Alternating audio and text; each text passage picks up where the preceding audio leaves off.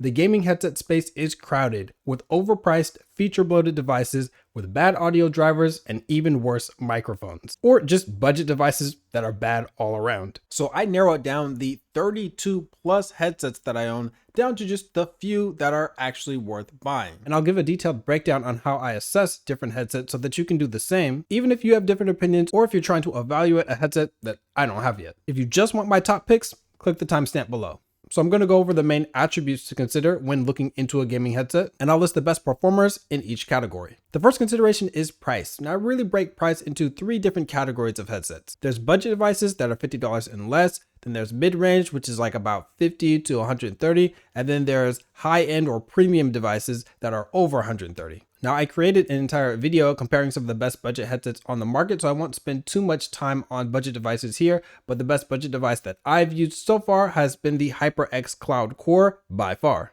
This thing has the same performance as the HyperX Cloud 2, a much more expensive device. It just has very slight build and accessory compromises, but it's pretty much the same thing. Other decent budget devices are the SteelSeries Arctis III, Razer BlackShark V2 X, and the Corsair Void. Mid-range is where the most popular wired headsets tend to end up. Devices like the HyperX Cloud 2, Razer BlackShark V2, and Astro A50. Unless you have a very pressing reason, I'd stick to devices that are under $130. And the reason is because, at least as of this recording, almost every premium or high-end gaming headset is just a feature-bloated version of a mid-range or budget device. So some examples, the Astro A50 that I'm using right now, this launched for $300. It's a wireless version of this, the Astro A40, which can be found for sometimes around $130, $120 depending on where you look. There's the Cloud Alpha Wireless that launched at $200 and the SteelSeries Arctis Nova Pro that launched for $350. Again, the Astro and the HyperX, they have wired versions that cost way less than half the price. And though the Arctis Nova Pro does come with a game DAC included, its drivers aren't superior enough to mid-range devices to make it worth its launch price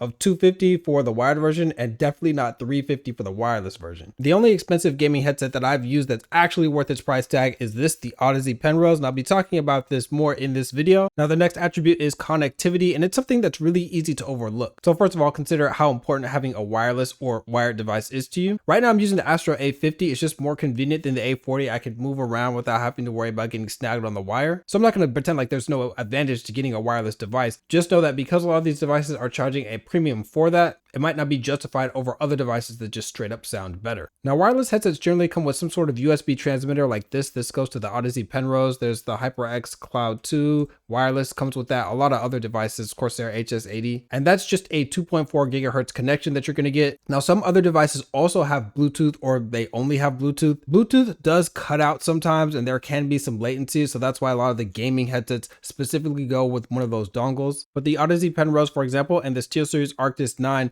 both of these devices have both Bluetooth and 2.4 gigahertz connection, and you can use them simultaneously. So you can be listening to like music from your phone and also audio from your PC at the same time. And you can change the volume of each. Now, something that tripped me up early is just make sure that you're getting the device for the right platform. If your device has a 3.5 millimeter connection like the HyperX Cloud Core, you're going to be able to use this with Xbox and PlayStation by just plugging them right into the controller. If you're using a desktop PC though, then make sure that you're getting a device that has a splitter or a USB connection. So this is the HyperX Cloud Alpha, for instance. It has an end for the mic and an end for the headphone audio. Now, if you have a laptop, you can generally just plug the end with the 3.5 without the splitter right into your laptop. If you have a combo jack port, for me, that didn't work. And for one of my friends, it had issues as well. But almost every headset these days comes with the USB connection, and most laptops, you don't need a splitter. But I'm just pointing that out there. If you don't want to deal with that issue at all for sure, then just get a USB connection. And also there's a lot of different dongles and USB adapters that you could use. Now, if you're using an Xbox and the device that you have is USB or wireless, then you definitely need to make sure that it says it's compatible with Xbox on it. Because if I plug like this, the Odyssey Penrose's dongle into the Xbox, it's not going to accept it. It'll only accept the Penrose X specifically. Microsoft is really strict with the like certifications and approval of certain devices onto the Xbox platform. But generally, if you do have an Xbox version of a device, like if I had the Penrose X right here, it would usually work with PlayStation. I don't usually try to mix and match like that. Sometimes you run into some odd issues. For example, this is the Game DAC Gen 2 with the SteelSeries Arctis Nova Pro.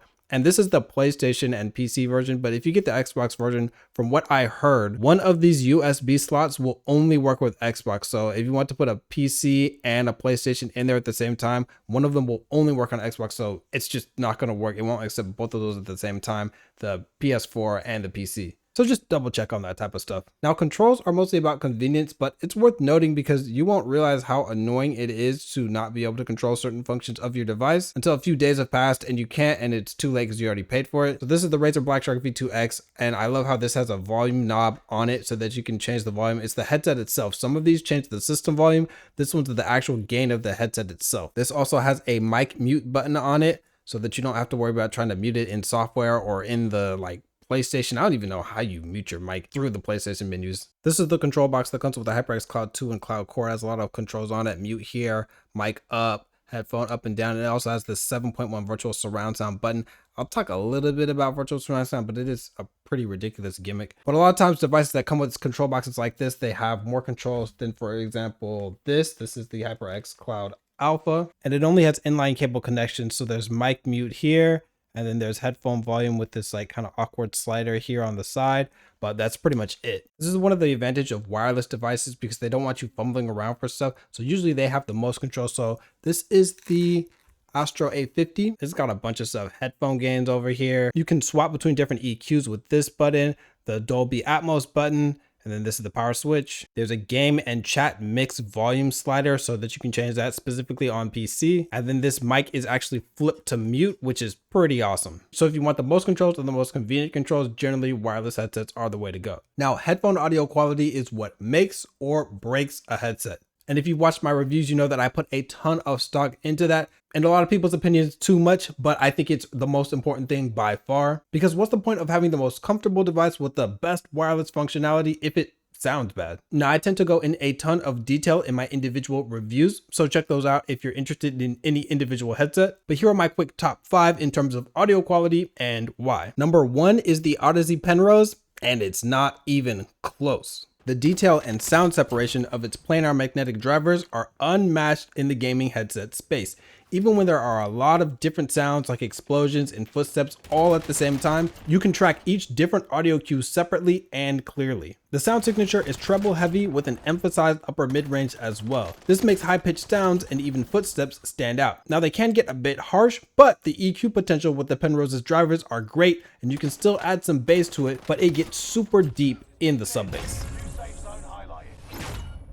Number 2 is the Drop Epos PC38X, also known as the Drop Sennheiser PC38X. Now, like the rest of the devices I'm going to be mentioning, this thing can't really touch the Penrose when it comes to detail and clarity, but it still has a lot going for it. First off, unlike most gaming headsets, this is open back, so sound can leak in and out freely. Some people really enjoy that, so there's no sound isolation. Personally, I prefer closed back over open back, but open back fans will swear on their mama that it will give you better directional or positional audio. What I like about the PC38X is the tuning. It bucks the trend of the treble heavy devices that are common in this space that get really harsh. Instead, the PC38X has a very textured bass response with more power than almost any other gaming headset. It's not going to satisfy every bass head, but when it comes to music and movies, this is my go-to. Number 3 is for those looking for the complete opposite of the PC38X. This is the SteelSeries Arctis Nova Pro. This goes back to a closed back design and has a very minimal amount of bass and sub bass,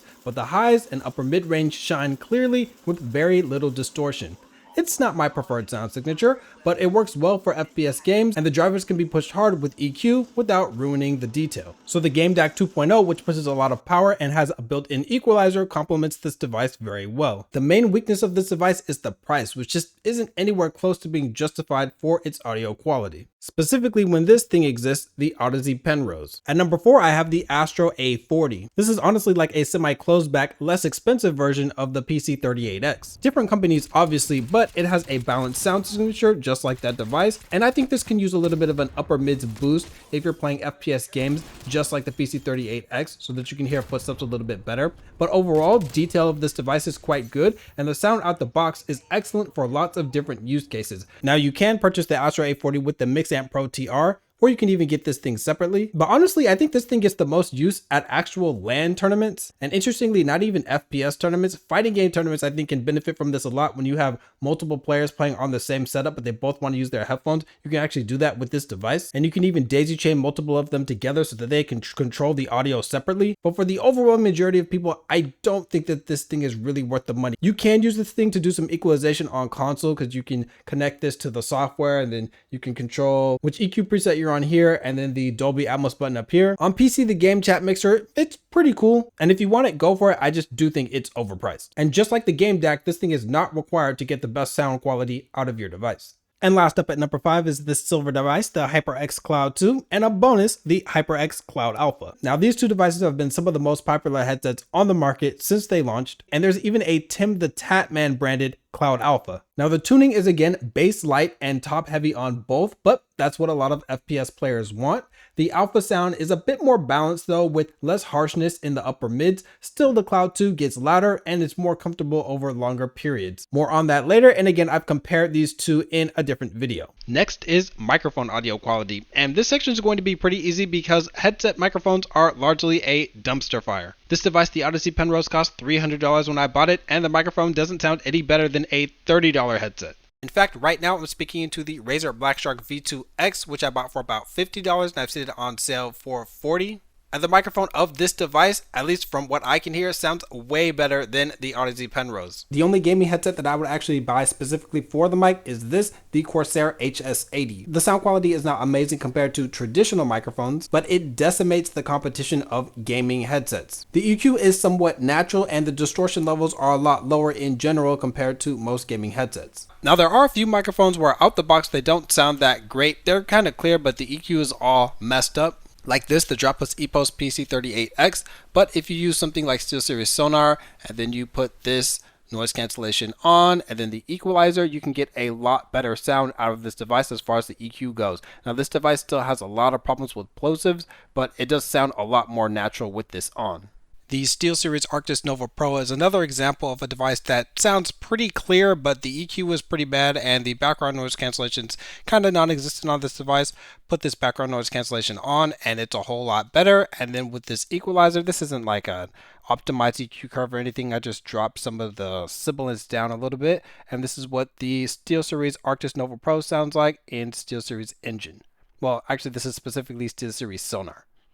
And now I'm over on the Astro A50, just to close this out. Yeah, in general, most gaming headset microphones suck pretty bad, despite what a lot of people say on YouTube who are trying to pitch you on these mics as being good and worth buying for the mics. Almost all of them are pretty trash, and I think that's a good spot for these companies to improve on, is the microphone audio quality. Comfort is another attribute that's largely personal preference, so I'll list some of my favorites but sprinkle in different builds and materials. The Razer Barracuda Pro is the most comfortable headset that I've used. It has unbelievably soft memory foam inside of these faux leather ear cups. Now, if you look at the specs sheet, it's a bit heavy, but the weight distribution is excellent. This device is all plastic, probably to keep the weight under control, so that might be a concern for some because the hinges, they don't have any metal on them and there's no metal on the frame, for example. The HyperX Cloud 2 and Cloud 2 Wireless. This is the Cloud 2 Wireless. They're both really comfortable devices with fake leather ear cushions as well and some memory foam, but they don't have as much give as the Barracuda Pro. Still extremely comfortable, very lightweight, but they also have aluminum frames on the side for the adjustment brackets. Now, the Cloud 2 comes with fake leather, but also some secondary ear cushions that are velour, at least the one that I got. This one, the velour feels a little bit more like snug, but I forget that the leatherette is on my head when I'm wearing that one. Some people don't like the fake leather because it makes their ears hot. I find them both to be incredibly comfortable. Either way, this device is top notch when it comes to the build quality and the comfort. Now, this is the Astro A40. This and the A50 have some cloth inside and it's pretty soft. I like it a lot more than the kind of rough cloth that's on the Razer BlackShark V2 and the SteelSeries Arctis V, devices like that. Most of SteelSeries lineup have that kind of like rough kind of cloth to it. I can't tell if these frames are made of metal, some sort of alloy, or if they're just like a hard plastic. And there's also a mod kit that you can buy. I've reviewed that, where you can take off the speaker tags. You can even take off the ear cushions themselves, and then you can replace these with fake leather if you want. I actually prefer those a little bit, especially because you can get with like the speaker tags, they're noise canceling. These are semi open back. They leave a little bit of a gap for sound to come in and out, but the noise isolating ones, they really seal that up. And with the fake leather ear cushions, they block out sound super well. Now, some people that are really into open back or semi open back might not like that. So you don't have to give them a kit if you don't want. Now, the main issue I have with the Astro A40 and the A50 is the paint. It really starts to chip off at the top. I didn't know that for a few months until it started. And the same thing goes for the A50. It's not as much. I think it's because I took the A40 outside, and once it got like into the sun, it started to really like speed up how much it chipped off. But yeah, this is coming out for the A50, and I really wish I knew that that happened before I got it, but it is what it is. The Arctis Nova Pro, again, fake leather, but I don't like this headband that they have on it. All of their devices, SteelSeries, have this like kind of weird headband. They've changed it up a little bit, but overall, decently comfortable. I've talked a little bit more in depth about that in the specific review of the Arctis Nova Pro. Swivel is becoming a lot more common with devices where they can actually get some rotation, but I do feel like the Penrose is the only device that actually does it properly, because most of the other devices, if you put it around your neck, when you swivel it, it will choke you. This one gives you a lot of room. Let me see if I can move over here. This one gives you a lot of room, and like, I'll give you an example. The Astro A50 also has some swivel, but if you do this, even if you bring it to its maximum length, it does have a little bit of an opening here, but if you try to put it around your neck, it's not enough for your neck. So it's the swivel is not terrible on the Astro A50, but it's not as good as like the Odyssey Penrose. But this device really just does it wrong, which is the SteelSeries Arctis Nova Pro. It will clamp in when it's closed, and most headsets are like that actually swivel. They swivel either the wrong way or they clamp in. The problem with the Penrose is just that the cloth on this device, it seems like it's really soft, but it does hold its shape a little bit too much when it's actually on your head, and the clamping force is also a little bit hard.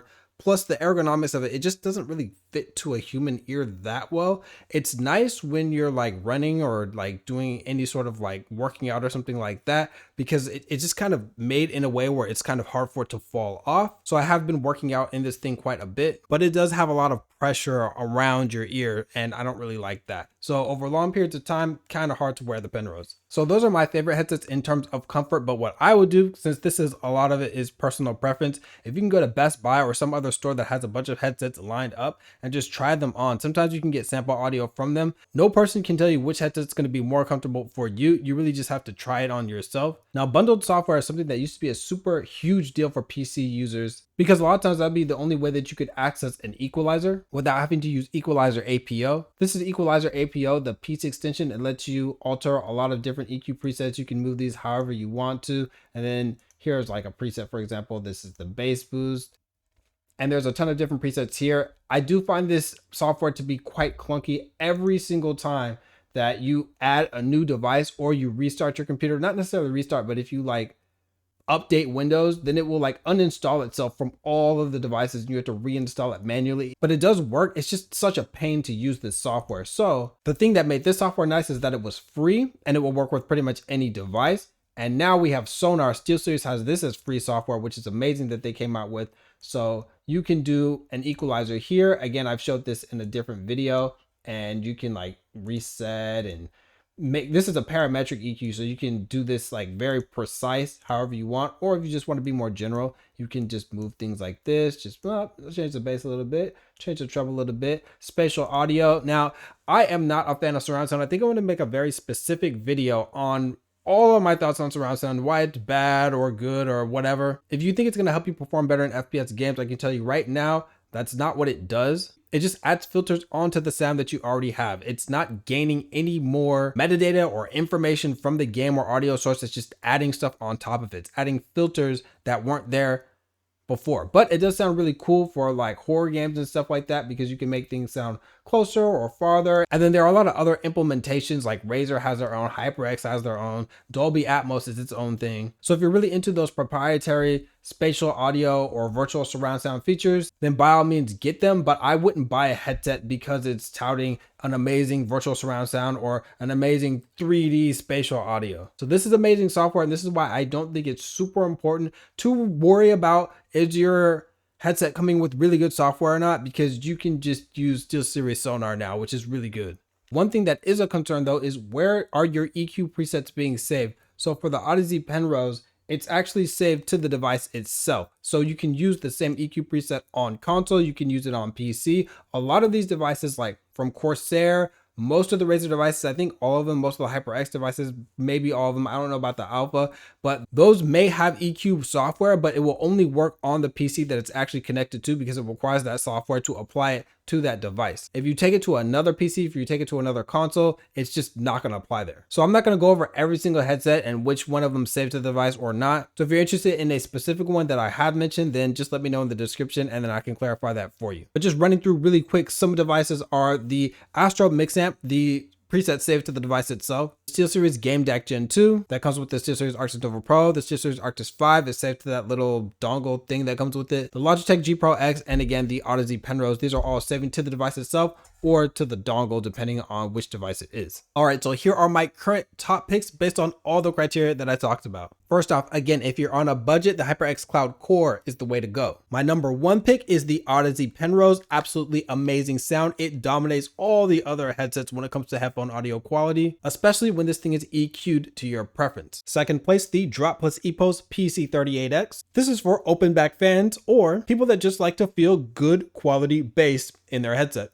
Third, the SteelSeries Arctis Nova Pro. Again, I only buy this on sale, in my opinion, and the headband isn't that comfortable, but overall it is a decent build. It does have a little bit of steel at the top. It is SteelSeries. Good ear cushions, and it has some pretty clear sound, although it is very treble heavy. Fourth place, the Astro A50, quite comfortable, and the sound is very good for a lot of different use cases. This is a very well balanced device. And tied for fifth place, the HyperX Cloud 2 and Cloud Alpha, and I've compared these in another video, as I said before. These are staples amongst gaming headsets, and since they've been out for a while, you can usually find them for pretty cheap. Links to all the headsets that I mentioned are below. Now also, you probably noticed that there are some brands that I didn't mention. Some of the devices just kind of suck in my opinion, like the Logitech G Pro X, and some of their devices like Turtle Beach, I haven't used enough of their devices to really recommend a good pick yet. But the more likes that this video gets, the more headsets that I can buy and therefore review for this channel. So if you want to see a specific device, then you know what to do.